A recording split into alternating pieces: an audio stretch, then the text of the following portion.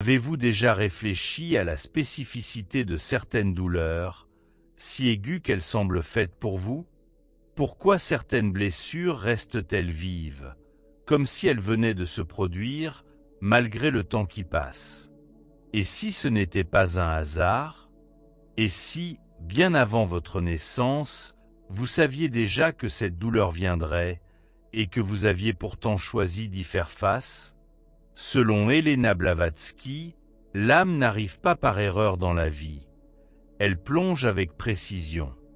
Elle contemple les opportunités d'apprentissage, les chemins karmiques, les nœuds non déliés, et sélectionne la trame idéale pour son éveil. Le corps, le pays, l'époque historique, et oui, même la mer, sont des choix faits non par la raison humaine qui cherche le confort, mais par la conscience spirituelle qui vise l'évolution. L'âme n'est pas guidée par des désirs éphémères, mais par une sagesse qui perçoit le contraste comme un catalyseur d'éveil. Souvent, ce qu'elle choisit est précisément ce à quoi l'ego résisterait le plus.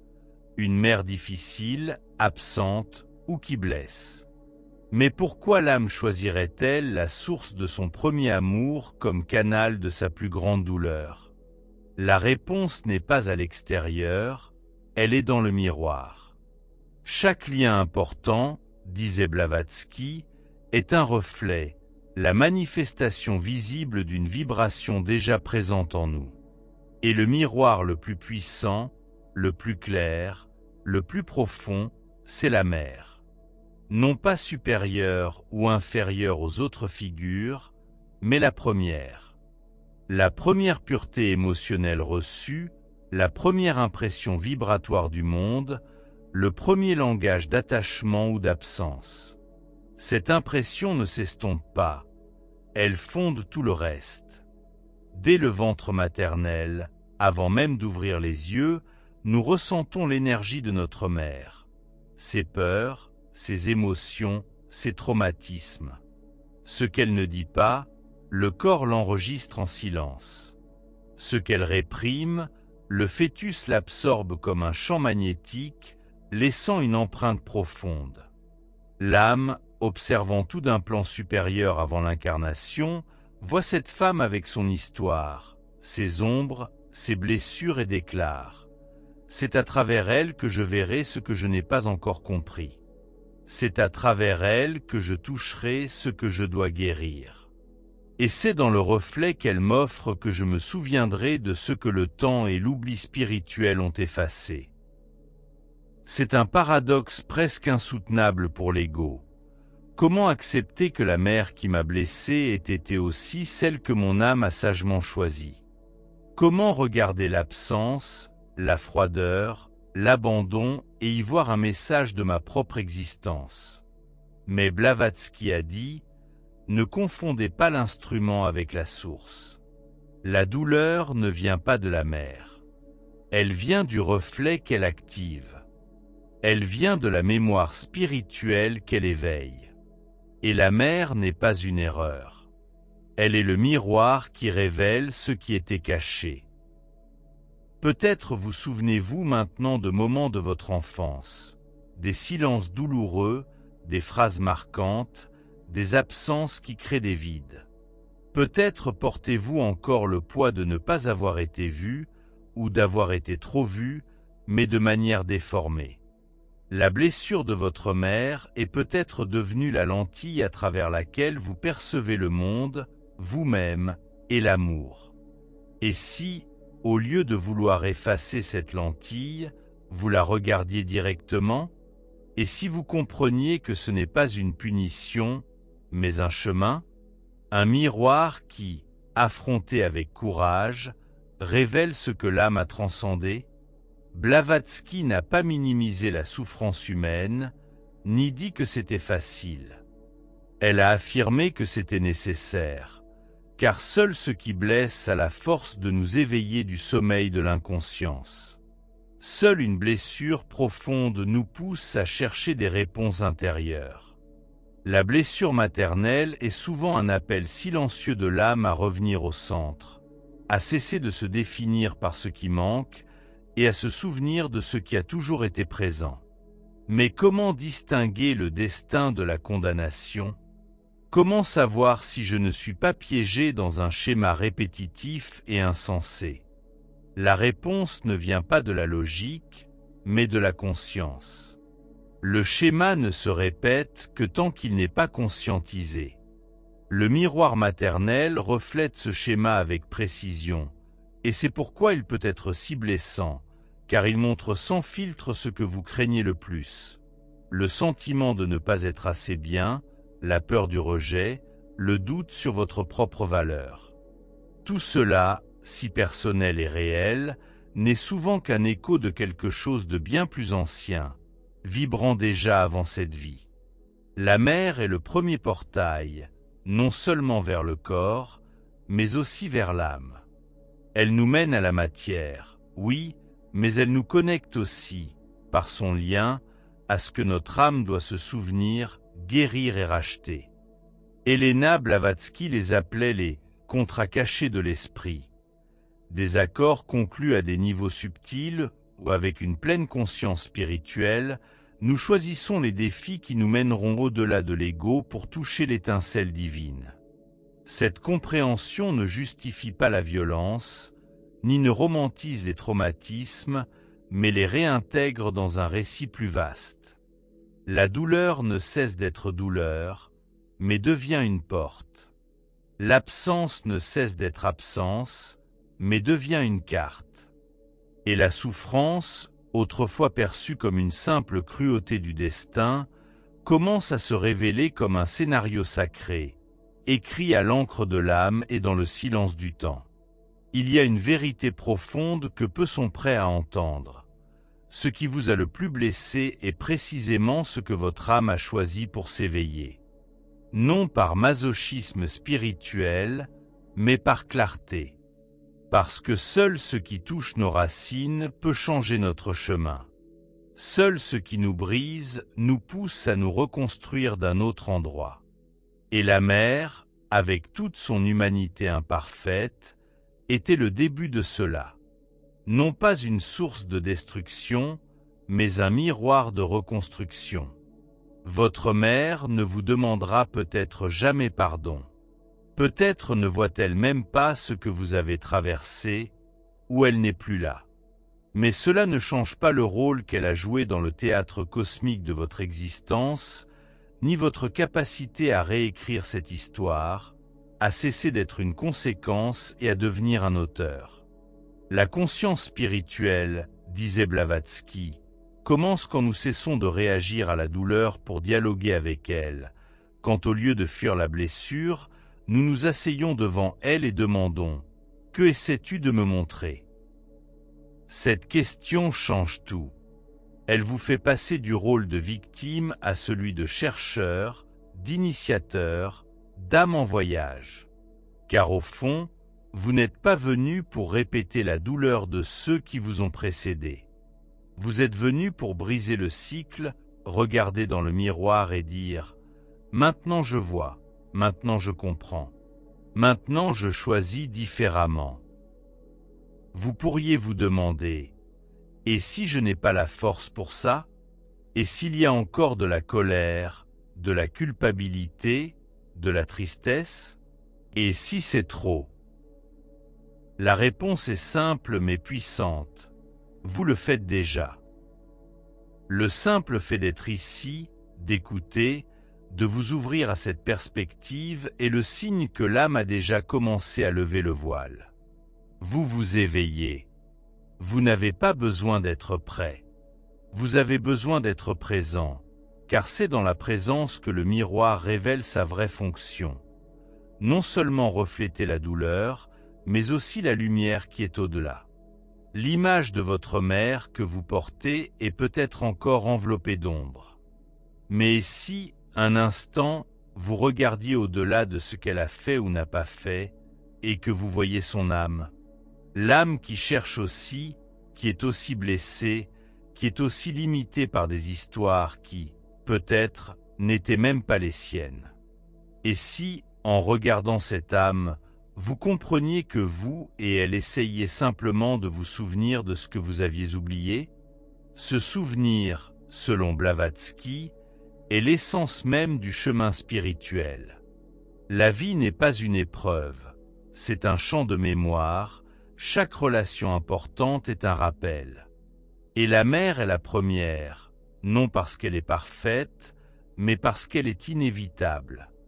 Elle est la ligne de front du destin.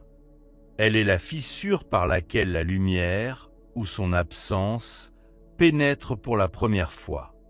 Et vous êtes ici maintenant, devant ce miroir, avec le choix de rester piégé dans l'image de ce qui a fait souffrir, ou de traverser cette image et de découvrir ce qu'elle était réellement destinée à révéler. Vous sentez-vous prêt pour cela? Pouvez-vous maintenir votre regard dans le miroir sans vous y perdre? Car c'est ce que l'âme propose. Ne pas fuir, ne pas nier, mais y faire face. Regardez votre mère telle qu'elle est au plus haut niveau, non pas comme une personne, mais comme un symbole. Et voir que derrière la douleur il y a une clé, et que cette clé n'est pas chez elle, elle est chez vous. Dans la prochaine partie, nous explorerons ce que cette blessure originelle a éveillé dans votre vie, comment le miroir s'est étendu à vos relations, vos décisions et les peurs que vous répétez, et comment briser ce reflet non par la confrontation, mais par la conscience. Car lorsque vous changez votre façon de regarder dans le miroir, ce qu'il reflète change aussi. Et peut-être, juste peut-être, découvrirez-vous que ce que vous avez le plus cherché à éviter était précisément ce dont votre âme avait le plus besoin de se souvenir. Il arrive un moment où la douleur cesse d'être juste de la douleur et commence à devenir un schéma. Quand le miroir de la mère est trop puissant, il ne brise pas seulement l'image de l'enfance, il commence à façonner silencieusement l'architecture invisible de votre vie adulte. C'est pourquoi beaucoup de gens, même des années après avoir quitté la maison où ils sont nés, ont toujours l'impression d'y vivre, car la voix de la mère demeure non pas comme un son, mais comme un code, un murmure enregistré dans les cellules, répétant des phrases qu'elle n'a peut-être jamais dites, mais qui ont été ressenties. Tu n'es pas assez bien, tu dois faire plus d'efforts. Tu ne seràs aimé que si tu es perfect. Tu es sagacant. Tu es trop, tu n'es pas assez, tu as tort. La mère n'a peut-être rien dit de tout cela, mais son énergie, sa présence, son absence ont enregistré le même message. Elena Blavatsky a dit que la vraie prison n'est pas la prison du corps, mais la prison des pensées conditionnées. L'ego apprend à répéter des schémas parce qu'il s'identifie à eux. Et lorsque ces schémas sont établis dans l'enfance, ils deviennent presque invisibles. C'est pourquoi tant de gens se blâment silencieusement, se blessent émotionnellement, se sabotent dans leurs relations et ne comprennent pas d'où cela vient. Cela vient du miroir. Cela vient du schéma originel. Cela vient de cette première blessure qui n'a pas été soignée et qui a commencé à régir toutes les autres. L'amour que vous n'avez pas reçu est devenu l'amour que vous ne savez pas comment accepter. La critique que vous avez entendue est devenue la voix qui vous rabaisse en secret. L'absence que vous avez ressentie est devenue une peur constante d'être abandonné, même quand personne ne menace de partir. Peut-être essayez-vous de plaire à tout le monde. Toujours souriant, toujours disponible, même lorsque vous êtes épuisé. Peut-être avez-vous peur de dire non, peur de paraître égoïste, peur d'être rejeté. Peut-être vous sentez-vous coupable juste d'exister, de prendre de la place, de ressentir trop. Et peut-être que tout a commencé à l'époque où tout ce que vous vouliez, c'était d'être vu, entendu, aimé, tel que vous êtes. Mais vous avez réalisé que vous deviez être quelqu'un d'autre pour le mériter. C'est là que le miroir devient un piège, car vous commencez à vous regarder non pas avec vos propres yeux, mais avec les yeux avec lesquels votre mère vous voyait. Et si elle ne pouvait pas voir votre lumière, vous avez peut-être appris à la cacher. Si elle ne comprenait pas votre sensibilité, vous avez peut-être commencé à la nier. Si elle ne vous appréciait que lorsque vous étiez silencieux, vous avez peut-être étouffé votre propre voix. Blavatsky a dit que la plus grande erreur de l'humanité est de confondre le temporaire avec l'éternel. La mer est temporaire, la blessure est temporaire, mais l'âme est éternelle. Et elle a toujours su que tout cela ferait partie du voyage. Mais savoir ne signifie pas ne pas ressentir. Même l'âme consciente pleure sous la peau de l'homme, parce que la douleur n'est pas seulement spirituelle, elle est aussi physique, émotionnelle et psychique. Elle traverse les couches. Elle laisse des traces, et ces traces apparaissent dans des endroits que vous n'avez peut-être jamais associés à votre mère. Dans la façon dont vous acceptez moins que ce que vous méritez, dans la difficulté à faire confiance aux gens, dans la peur de dépendre de quelqu'un, dans l'anxiété qui surgit lorsque vous sentez que vous devez plaire pour ne pas être abandonné dans les relations où vous aimez trop ou choisissez quelqu'un qui ne sait pas aimer en retour, dans les emplois où vous vous sacrifiez, vous taisez, vous épuisez, comme si vous essayiez toujours de prouver quelque chose à quelqu'un que vous n'êtes plus. Ces schémas ne sont pas accidentels. Ils sont la prolongation du miroir, des reflets qui continuent de se répéter parce que l'âme n'a pas encore été vraiment examinée. Et c'est là que beaucoup de gens se perdent. Ils pensent que la solution est à l'extérieur, qu'il leur faut changer de partenaire, de ville, de profession. Mais la racine est à l'intérieur. J'ai remarqué un moment précis dans mon enfance, celui où j'ai compris que être soi-même ne suffisait pas.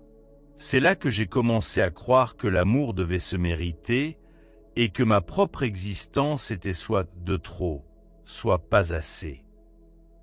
C'est aussi à ce moment-là, discrètement, que j'ai décidé, sans même en être conscient, que je devais cacher certaines parties de moi pour être accepté. Dissimuler ainsi des aspects de ma personne s'est avéré être une forme subtile de trahison envers moi-même. Mon âme, elle, le ressentait. Elle ressent toujours.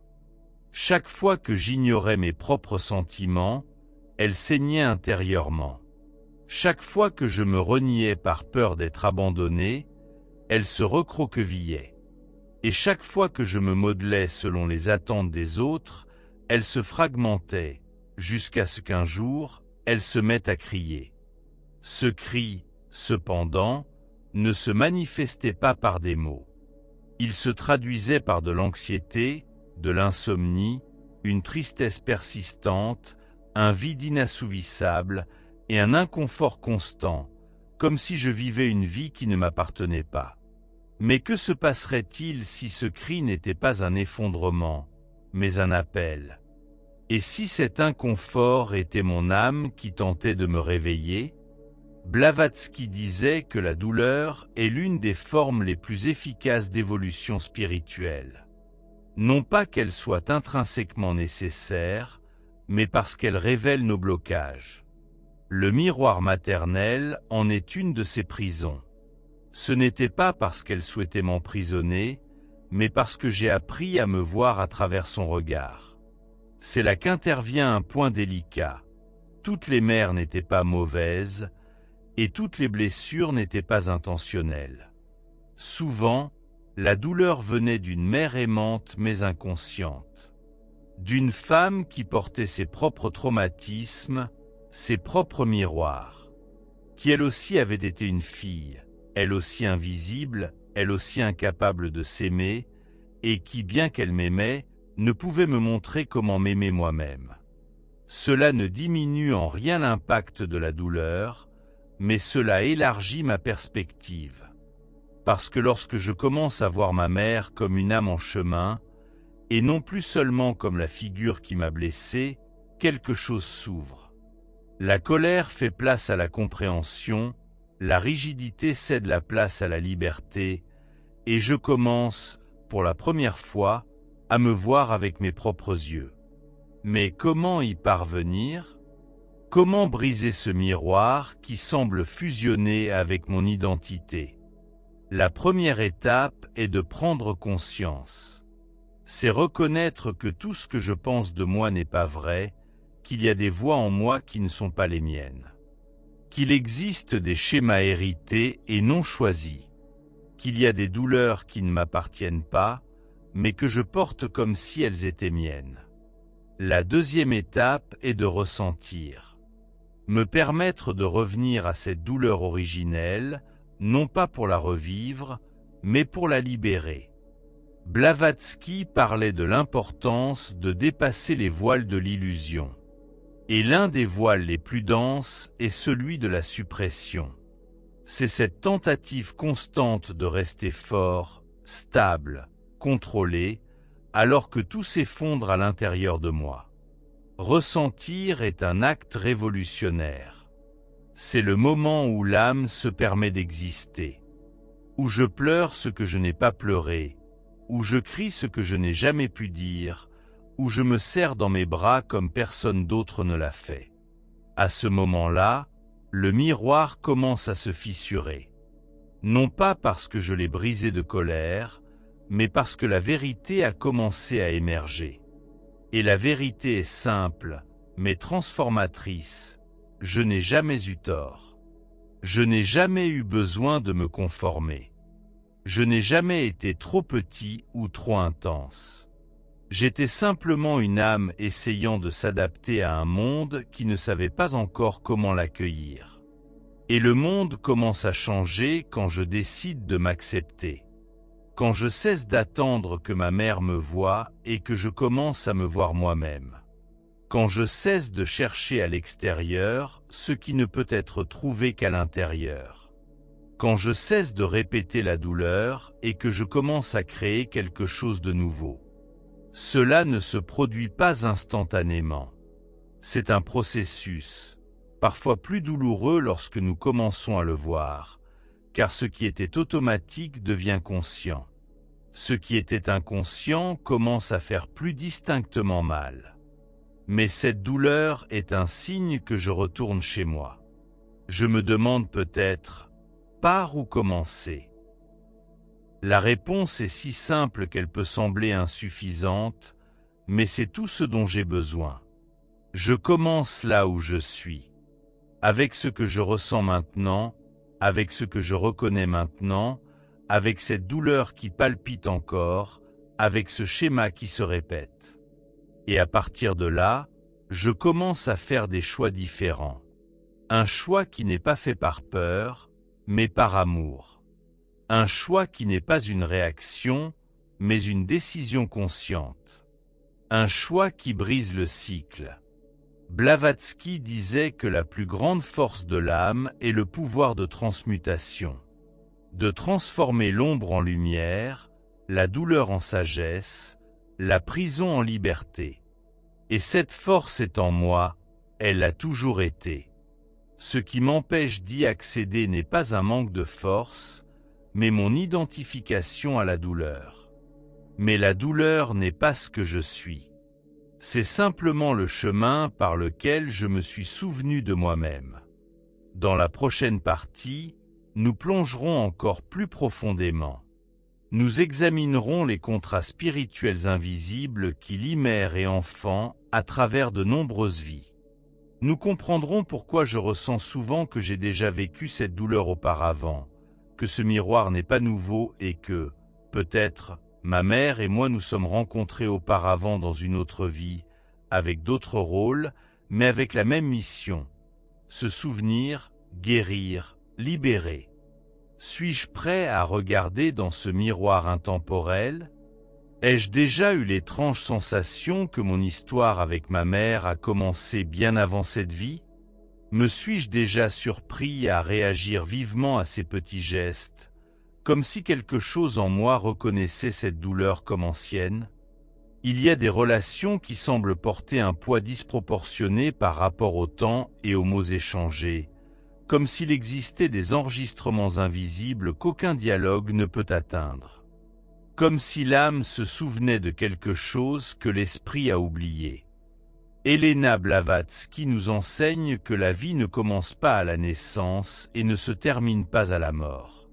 L'âme traverse de nombreuses existences et emporte avec elle une collection vibratoire d'expériences, de liens et de conséquences. Rien de ce que nous vivons avec des personnes significatives n'est fortuit. Encore moins le lien avec notre mère. L'âme choisit ses retrouvailles, et quand un lien n'a pas été résolu, il revient, souvent sous une forme inversée. Ce qui n'a pas été compris peut maintenant être perçu comme la mère. Le rejet que nous avons causé peut revenir sous la forme de l'absence que nous ressentons. L'amour qui a été supprimé peut se manifester par une colère inexpliquée. Ce n'est pas une punition, c'est une continuité. Mais comment savoir si cette histoire a vraiment eu lieu avant cette vie? Comment identifier un lien karmique qui n'est pas encore résolu? Le premier indice est dans l'intensité de la relation. Quand le lien avec notre mère dépasse la logique, quand nous ne pouvons pas expliquer pourquoi elle nous blesse tant, pourquoi nous nous sentons si affectés même dans des situations insignifiantes, il y a de fortes chances que nous soyons confrontés à un champ karmique. Le deuxième indice est dans les cycles. Les répétitions qui ne se terminent pas, les tentatives de rétablir le lien qui échoue, les schémas émotionnels qui nous ramènent au même endroit. Ce sont des signes que quelque chose de plus profond demande attention. Et si ce qui me blesse le plus aujourd'hui n'était pas un problème actuel, mais un écho non résolu d'une autre vie? Et si j'essayais inconsciemment de terminer une ancienne intrigue restée ouverte? La réincarnation, comme l'enseignait Blavatsky, n'est ni une punition ni une récompense. C'est une chance de réorganiser ce qui est resté en suspens. La vie nous offre de nouveaux scénarios afin que, avec une plus grande conscience, nous puissions faire des choix différents. Mais tant que nous agissons en nous basant sur les mêmes émotions inconscientes, l'histoire se répète. Non pas comme une destinée immuable, mais comme un schéma qui n'a pas encore été vu avec clarté. Ai-je déjà remarqué comment certains comportements surgissent sans avertissement, comme s'ils étaient automatiques? Une colère qui explose de nulle part, une peur qui paralyse, le besoin de plaire, même quand cela me blesse. Cela pourrait ne pas être simplement une réponse au présent, mais un écho du passé. Un passé spirituel, un passé énergétique. Et si le champ émotionnel n'est pas nettoyé, il continuera à se projeter dans le présent. La mère, dans ce cas, n'est pas simplement la femme qui m'a élevé.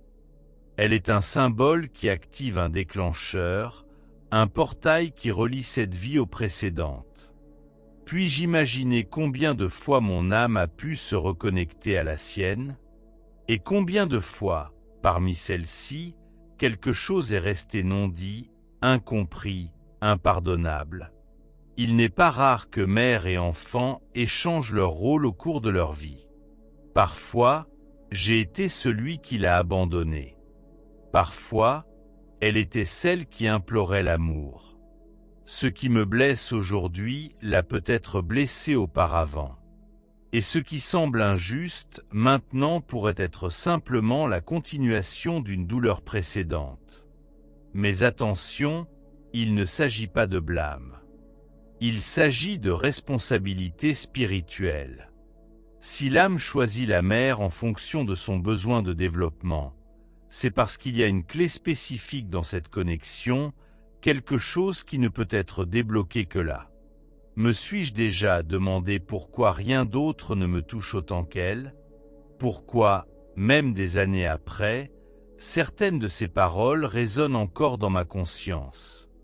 Pourquoi je cherche chez les autres la reconnaissance qu'elle ne m'a jamais donnée? C'est parce que, même inconsciemment, j'essaie de boucler le cycle. J'essaie de résoudre ce qui est resté inachevé. J'essaie de terminer une expérience d'apprentissage que seule elle pouvait initier. Mais est-il vraiment possible de terminer ce cycle sans sa participation? Et si elle est déjà partie? Et si elle n'est pas ouverte à y regarder? Blavatsky a clairement dit, la vraie libération ne dépend pas de l'autre, elle dépend de la conscience. Je n'ai pas besoin d'une autre personne pour comprendre ce que j'ai déjà compris. Je dois décider que je ne porterai plus ce qui ne m'appartient pas. Quand je réalise que la douleur est apparue à un autre moment, dans une autre configuration, quelque chose change. Je cesse de demander réparation. Je commence à agir par amour. C'est un moment crucial dans le voyage spirituel. Transformer le ressentiment en sagesse, ne pas l'excuser, ne pas faire semblant que cela ne fait pas mal, mais comprendre que cela s'est produit dans le cadre d'un plan plus vaste, que ma mère et moi, vieilles âmes, essayons chacun à notre manière de tirer les leçons des conséquences de nos propres choix. Quand je comprends cela, quelque chose de profond se produit. La culpabilité perd son pouvoir, la douleur change de couleur.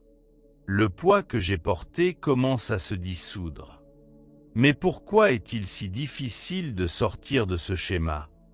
Pourquoi continuons-nous à réagir comme si nous étions encore dans la même enfance, même lorsque nous sommes conscients? Parce que le corps garde aussi des souvenirs, parce que l'esprit inconscient agit toujours par peur, et parce qu'il y a des parties de moi qui attendent encore quelque chose qui pourrait ne jamais venir. L'approbation, l'étreinte, la reconnaissance. L'âme sait qu'elle n'en a plus besoin. Mais le moi blessé, le moi humain, attend toujours. Et c'est là le défi. Concilier ce que j'ai déjà compris spirituellement avec ce que je ressens encore émotionnellement. Ai-je déjà ressenti cette déconnexion? Ai-je déjà remarqué que même si je sais que cela ne devrait plus m'affecter, je le suis quand même? Ai-je déjà remarqué comment certains déclencheurs me font régresser émotionnellement, comme si je redevenais un enfant face à eux? C'est naturel.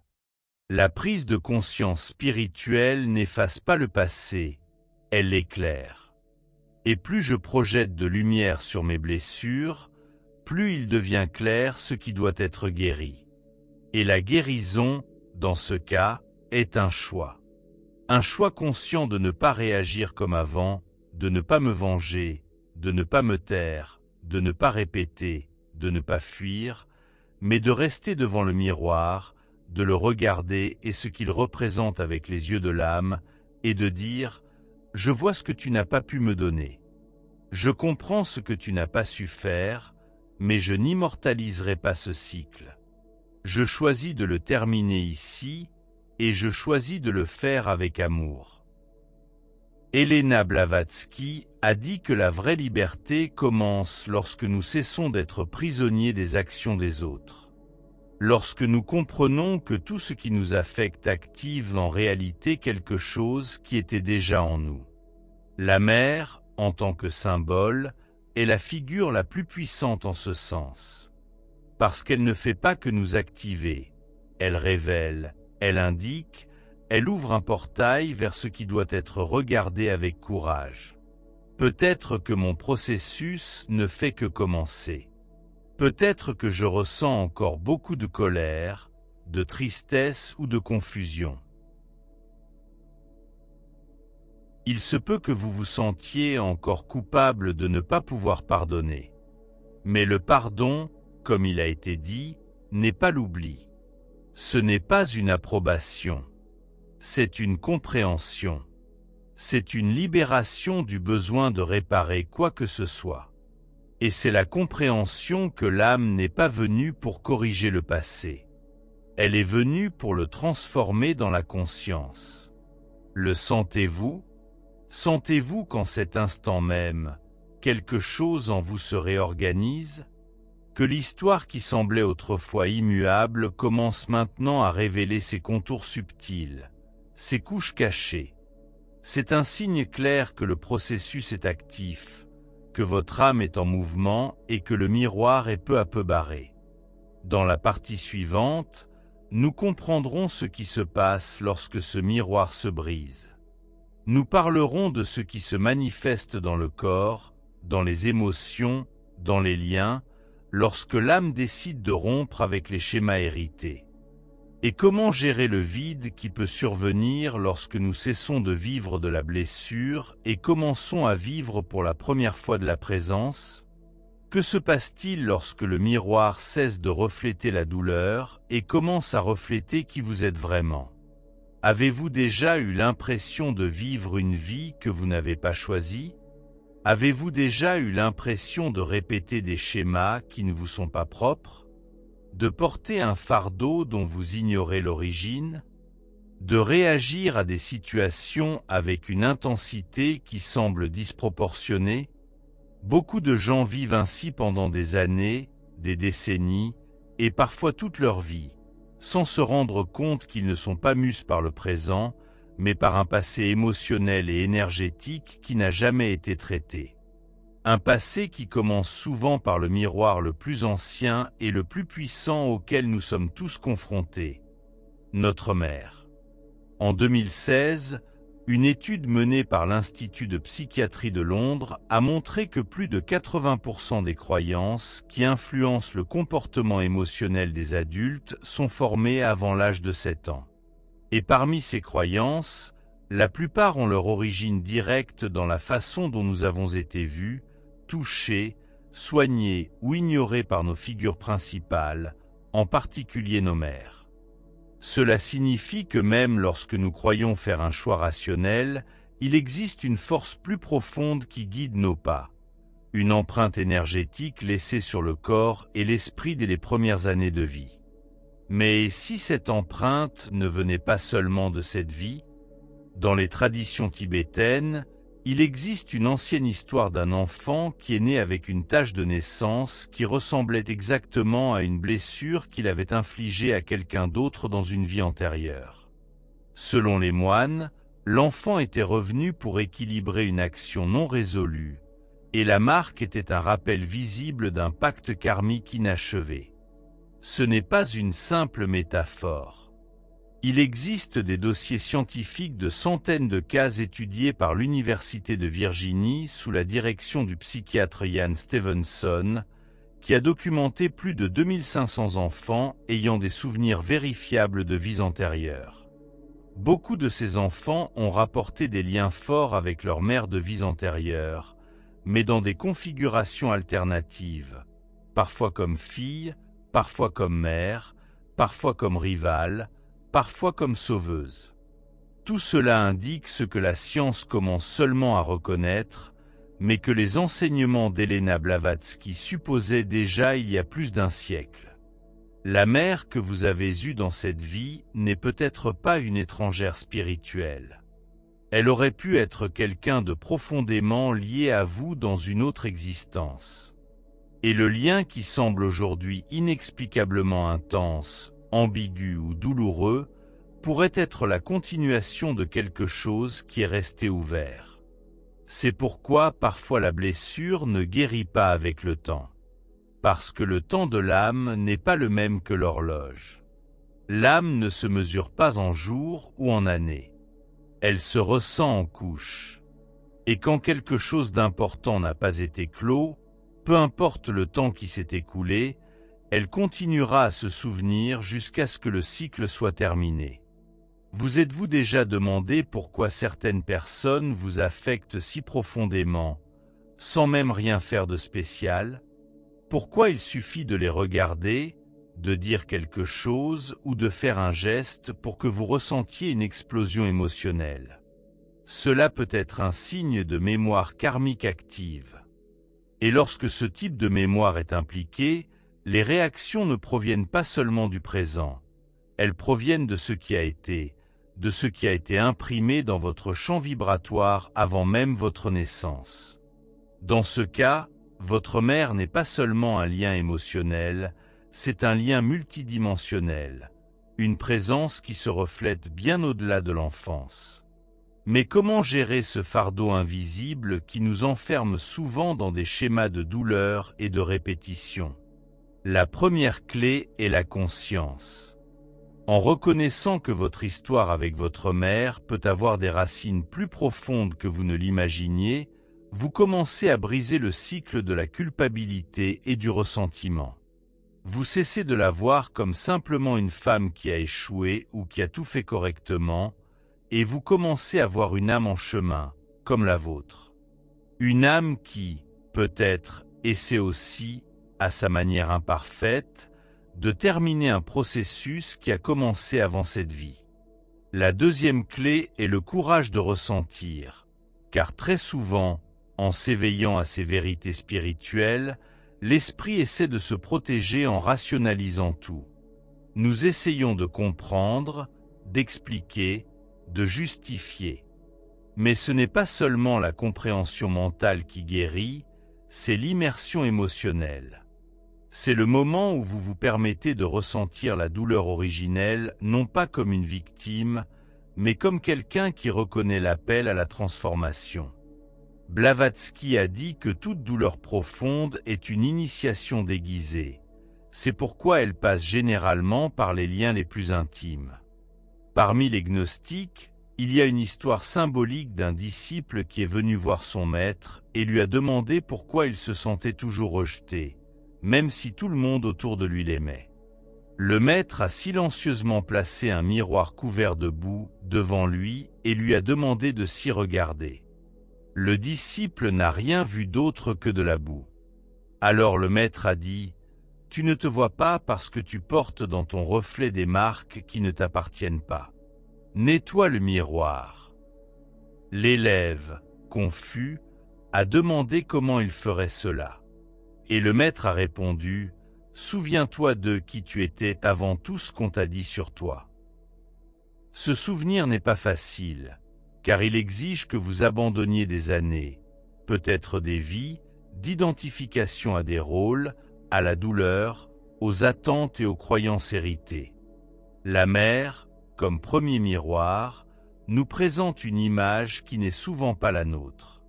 Elle projette ses propres peurs, ses insécurités, son vide. Et par amour ou par peur, nous acceptons ce reflet comme la vérité. Nous grandissons en croyant que nous sommes ce qu'elle a vu, ce qu'elle a dit, ce qu'elle ne pouvait pas aimer.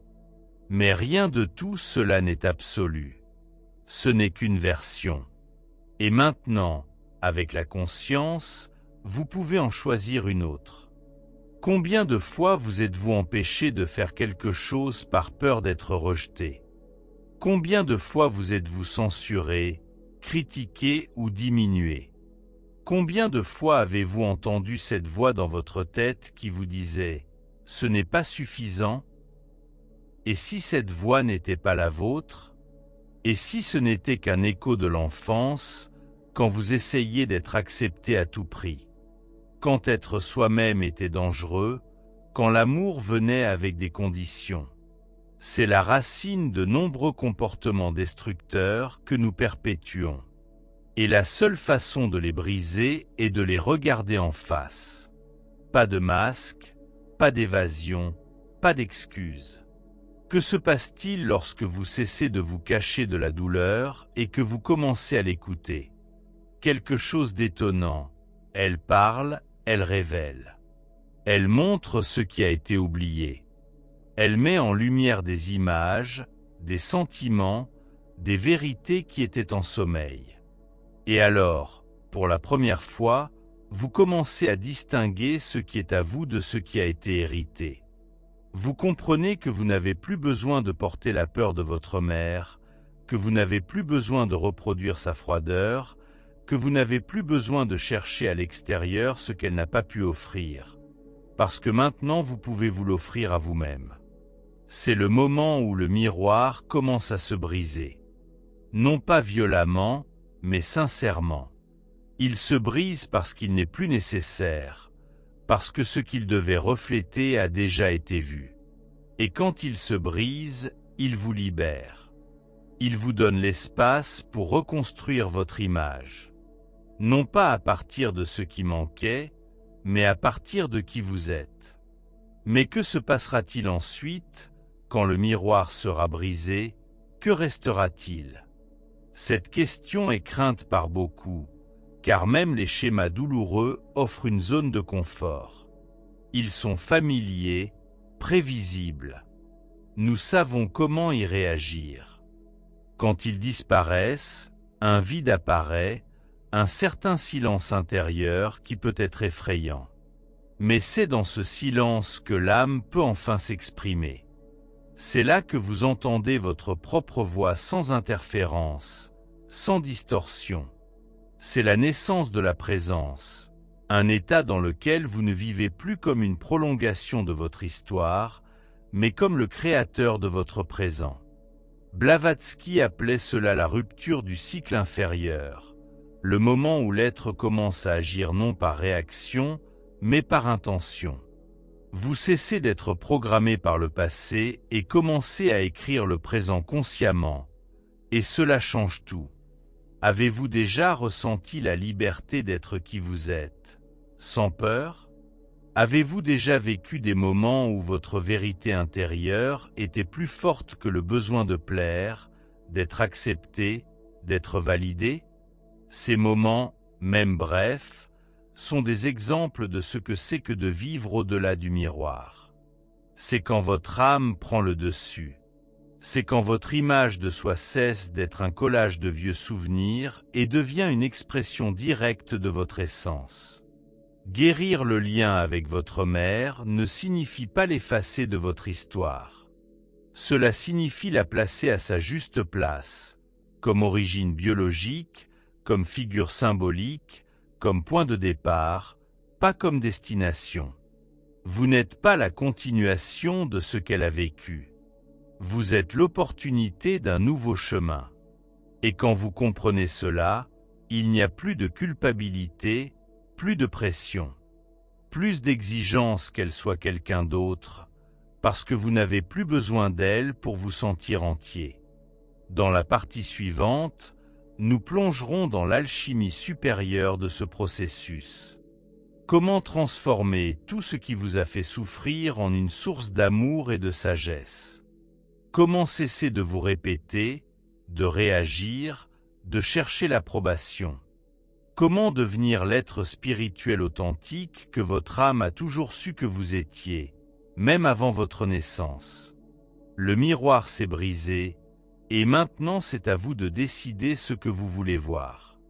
Sur le chemin spirituel, il arrive un moment où la blessure ne disparaît pas, mais se transforme. Elle continue d'exister, mais elle ne commande plus. Elle ne définit plus. Elle ne paralyse plus. Vous la regardez et vous comprenez, oui, cela m'a blessé, mais cela ne m'appartient plus. Oui, cela m'a formé, mais maintenant je choisis de me refaire.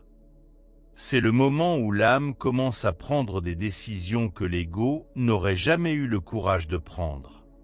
Et à ce moment précis, quelque chose de très subtil commence à se produire. Le début de la véritable liberté.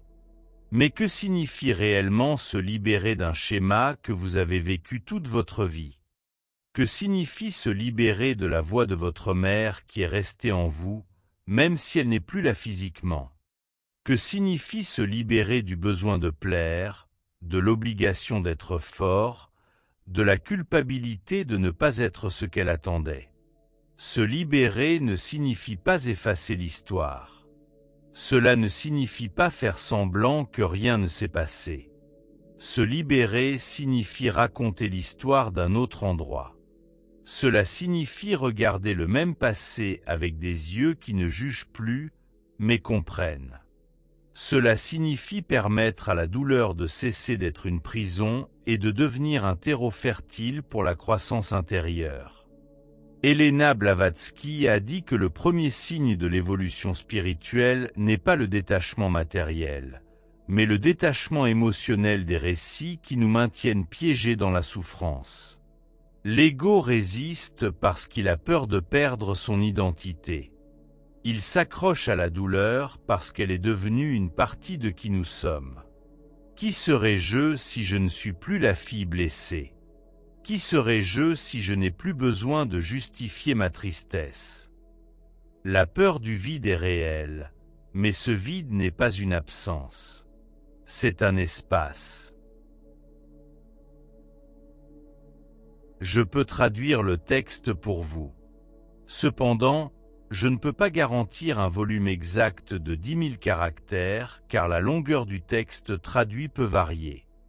De plus, il n'y a pas d'information dans le texte qui indique que le texte est « au nom d'un homme ». Par conséquent, la traduction sera neutre sur le plan du genre. Voici la traduction en français, structurée par paragraphe. Un espace pour la naissance du nouveau. Beaucoup de gens, atteignant ce point de leur chemin, ressentent une sorte de deuil. Un deuil pour ce qui n'a pas été, pour ce qui aurait pu être, pour l'amour qui n'est pas venu comme il attendait. Et c'est normal. Ce deuil doit se produire, car ce n'est qu'après avoir réalisé ce que vous avez perdu que vous pourrez ouvrir vos bras à ce qui doit venir. Et ce qui vient est toujours plus grand, plus léger, plus vrai, parce que ce n'est plus contaminé par les attentes, les exigences et les rôles imposés. C'est pur. Et ce nettoyage émotionnel, bien qu'il puisse sembler silencieux, est l'une des plus grandes révolutions qu'une âme puisse vivre. Avez-vous déjà ressenti le silence après des pleurs profonds? Avez-vous déjà ressenti la paix qui vient quand vous vous permettez de tomber et réaliser que vous n'avez plus besoin de lutter contre ce que vous ressentez? C'est le silence. Un tournant. C'est lorsque le miroir intérieur, autrefois brisé, commence à refléter quelque chose de nouveau. Plus l'image de l'enfant blessé, mais la présence de celui qui a survécu, a appris et a grandi. Celui qui peut maintenant regarder sa propre histoire avec compassion, non seulement pour l'enfant qu'elle était, mais aussi pour la mère qui n'aurait pas pu faire mieux. C'est l'espace où naît le vrai pardon. Un pardon non forcé, imposé par des idées religieuses ou sociales, mais celui qui naît de l'intérieur, comme un choix intime de ne plus porter ce qui pèse, un pardon qui n'a pas besoin de témoins. Il ne nécessite ni conversation, ni réconciliation, ni explication, indépendamment du fait que celui qui a causé la douleur ait reconnu ce qu'il a fait. C'est le pardon. Ce n'est pas un cadeau pour l'autre, c'est un cadeau pour vous. C'est quand vous vous regardez dans le miroir et dites « Ça suffit, je choisis de lâcher prise. Je choisis de vivre. » Mais la vie après le miroir demande aussi du courage, car maintenant il n'y a plus d'excuses, plus d'ombre où se cacher. Vous vous confrontez à vous-même, sans votre mère comme filtre, sans votre passé comme béquille, sans modèle comme armure. C'est effrayant, mais c'est aussi libérateur. C'est le début de la pleine responsabilité, et avec cela vient la possibilité de créer consciemment un nouveau récit. Et que se passe-t-il lorsque vous commencez à écrire une nouvelle histoire? Votre corps réagit, vos émotions changent, vos relations se transforment. Les gens qui vibraient à la fréquence de votre douleur commencent à s'éloigner, et d'autres qui vibrent à la pureté de votre guérison commencent à se rapprocher. Vous réalisez que vous n'avez plus besoin de crier pour être entendu ou de vous cacher pour être aimé. Vous êtes simplement. Et dans cet état d'être, tout se réaligne. Certains disent que le changement est difficile, mais ce qui est vraiment difficile, c'est de rester coincé dans quelque chose qui ne résonne plus avec votre âme.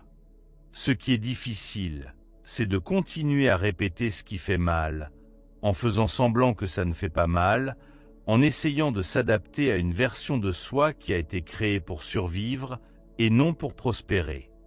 L'âme sait, elle a toujours su.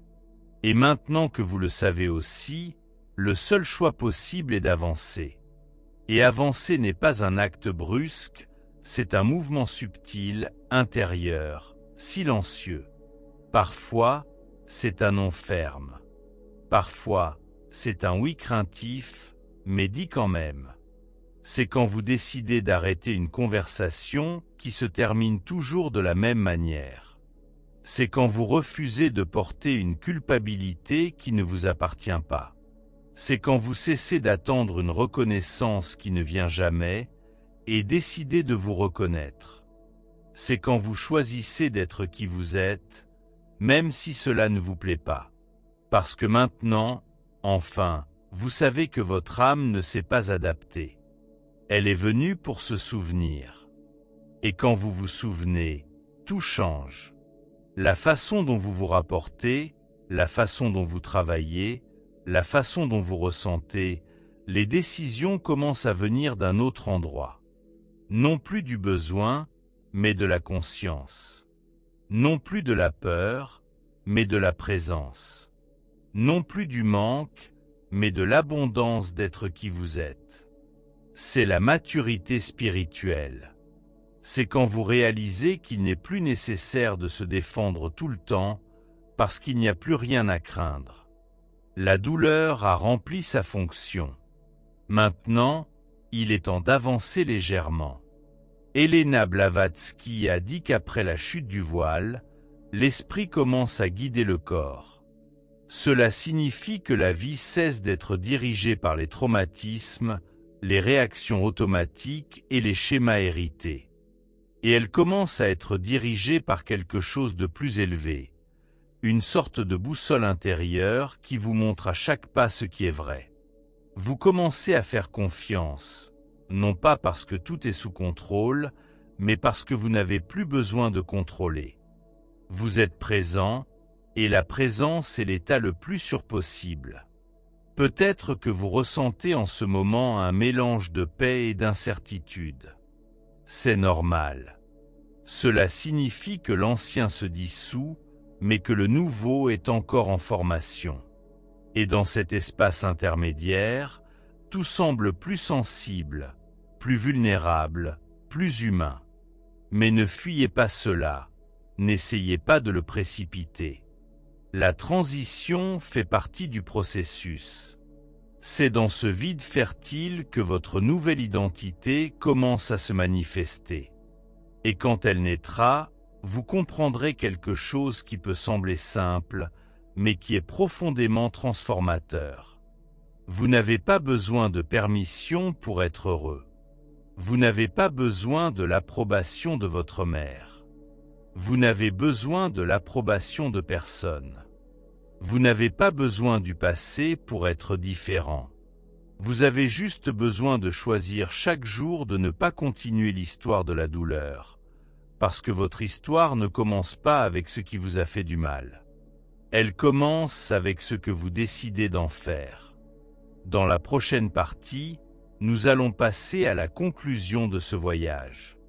Vous verrez comment transformer tout ce que vous avez appris en une pratique vivante, en des décisions concrètes, en une vie spirituelle qui ne repose plus sur la blessure, mais sur la vérité. Parce que le chemin ne se termine pas lorsque le miroir se brise. Il commence lorsque vous apprenez à marcher sans lui. Êtes-vous prêt à vivre sans reflet? Arriver ici n'a pas été facile. La plupart des gens abandonnent à mi-chemin. Certains préfèrent ne pas voir, parce que voir fait mal. D'autres voient même, mais ne soutiennent pas le processus de transformation.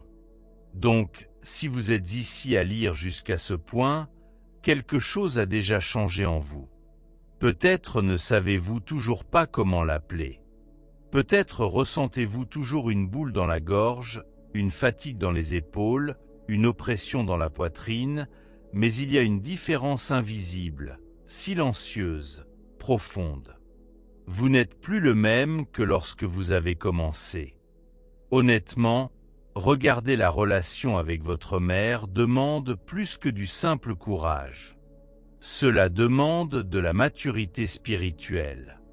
Cela demande une volonté de rompre les pactes inconscients, de lâcher les attachements invisibles et de laisser derrière soi tout ce qui semblait être de l'amour, mais qui était en réalité de la dépendance, de la peur ou de l'obligation. Ce n'est pas un chemin linéaire. Il y a des jours où vous vous sentez léger, d'autres où tout semble revenir. L'esprit doute, le corps résiste, mais l'âme sait. Elle sait quand quelque chose a enfin été vu. Et une fois vu, cela ne s'oubliera jamais. Helena Blavatsky a dit que le véritable éveil ne se produit ni dans un temple, ni dans un livre, ni à un moment magique. Il se produit dans la vie quotidienne, lorsque vous commencez à agir différemment, même si vous ressentez la même chose, lorsque vous décidez de vous accepter, même si vous n'avez pas été accepté. Lorsque vous établissez des limites, même si vous avez peur de perdre l'amour des autres, c'est de la spiritualité vivante. Et c'est là que cette vidéo doit se terminer par une action. Vous pouvez regarder tout cela, être d'accord avec chaque mot, ressentir chaque phrase dans votre poitrine et continuer à répéter le même schéma de main. Car sans application pratique, sans décision consciente, l'éveil devient juste une pensée agréable. Alors, voici un plan stratégique simple, profond et transformateur pour vous aider à assimiler tout ce que vous avez vu jusqu'à présent. Il y a 5 mouvements quotidiens qui peuvent, avec le temps, réécrire votre relation avec le miroir qui vous a fait souffrir. Et plus important encore, votre relation avec vous-même. La première étape est l'observation quotidienne du reflet intérieur. Prenez 5 minutes chaque jour pour fermer les yeux et écouter votre voix intérieure sans jugement. Écoutez simplement comment vous vous parlez. Que vous répétez-vous quand vous faites une erreur, quand vous échouez, quand vous êtes fatigué. Identifiez si ces phrases ont le ton de celui qui vous a élevé. Si oui, ne les combattez pas. Reconnaissez simplement, cette voix n'est pas la mienne. Le nommer est déjà libérateur. La deuxième étape est l'interruption automatique du cycle. Chaque fois que vous vous surprenez à faire quelque chose qui vous rabaisse, trop manger, rester silencieux par peur, vous blâmer d'exister, arrêtez-vous, respirez 3 fois et dites doucement « Je me vois maintenant ». Ce petit rituel est plus puissant qu'il n'y paraît, car l'âme n'a pas besoin de rituels grandioses. Elle a besoin de présence, et la présence se construit dans ces micro-moments de clarté. La troisième étape est la création d'un espace symbolique de pardon. Choisissez un objet. Cela peut être une pierre, une feuille de papier, quelque chose qui représente pour vous l'image de votre mère blessée. Placez cet objet dans un endroit visible pendant une semaine, et chaque fois que vous le regardez, dites « Je lâche l'attente que tu sois différent ». Faites cela pendant 7 jours. Le 8e jour, enterrez cet objet ou jetez-le dans la mer, une rivière ou la terre. Laissez la nature dissoudre ce à quoi vous vous êtes accroché si longtemps. La 4e étape est l'action consciente de découverte de soi. Chaque jour, notez une chose que vous avez faite et dont votre enfant intérieur serait fier. Cela n'a pas besoin d'être quelque chose de grand. Cela peut être quand vous dites « non ». Cela peut être quand vous pleurez. Cela peut être quand vous vous reposez. L'important est de reprogrammer votre cerveau et votre champ vibratoire avec des signes que vous êtes maintenant avec vous-même, qu'il y a maintenant protection, acceptation et force. L'âme devient plus forte avec la répétition, et cette répétition doit être aimante. Et enfin, la 5e étape. Choisissez un nouveau miroir. Vous avez passé trop de temps à vous regarder à travers le reflet de quelqu'un qui a également souffert. Il est temps maintenant de vous refléter dans quelque chose de plus élevé. Cela peut être une phrase, une image, une chanson, une présence spirituelle.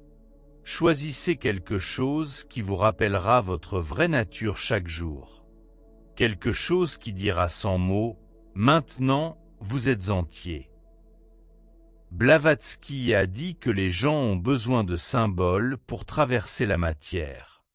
Ne sous-estimez pas le pouvoir d'un nouveau miroir. Ces 5 mouvements ne sont pas magiques. Ils n'effacent pas tout, mais ils construisent une nouvelle fondation. Et c'est à partir de cette fondation qu'une nouvelle identité peut naître. Une identité qui ne dépend pas de la douleur, du passé, des blessures. Une identité qui n'a plus besoin de se prouver. Elle est simplement. Et être dans ce monde est déjà un miracle. Peut-être pensez-vous encore que tout cela est trop beau pour être vrai? Peut-être pensez-vous que la théorie est bonne, mais que la pratique est plus difficile, et c'est normal. Personne ne s'attend à ce que vous transformiez tout de suite. Le processus n'est pas un saut, c'est un voyage.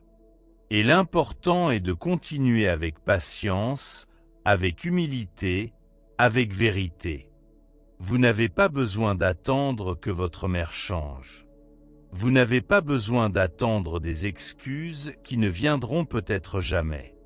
Vous n'avez pas besoin d'attendre que quelqu'un voie votre douleur. Vous l'avez déjà vu, et c'est suffisant, parce que maintenant vous êtes un adulte, maintenant vous avez les ressources, maintenant vous avez la conscience. Et avec cela, vous pouvez choisir. Vous pouvez choisir d'arrêter, vous pouvez choisir de commencer, vous pouvez choisir de ne pas vous répéter, vous pouvez choisir d'être. Et s'il y a encore de la douleur, qu'elle devienne un canal. S'il y a encore de la colère, qu'elle devienne du carburant. S'il y a encore de la tristesse, qu'elle devienne une graine. Tout peut être transformé quand vous regardez avec amour. Tout peut être transformé quand vous agissez avec présence. Tout peut être libéré quand vous décidez. Cela se termine avec moi. Le miroir est brisé. Et même s'il reste encore des éclats, vous avez déjà commencé à les ramasser. Chaque geste, chaque choix, chaque respiration consciente est un pas vers la reconstruction. Pas un reflet, mais une présence. Et la présence n'a plus besoin d'approbation, elle vibre simplement. Et tant qu'elle vibre, elle guérit. Elle vous guérit. Elle guérit ce qui était avant. Elle guérit ce qui sera après.